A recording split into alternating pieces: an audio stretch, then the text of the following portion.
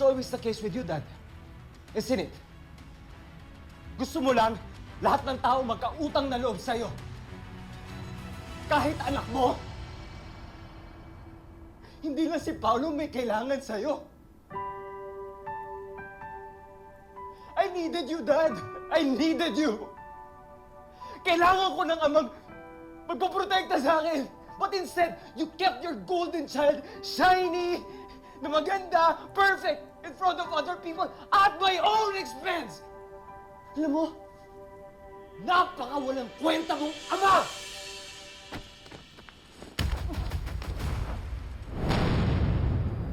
Kulang pa yan sa lahat ng ginawa mo sa akin.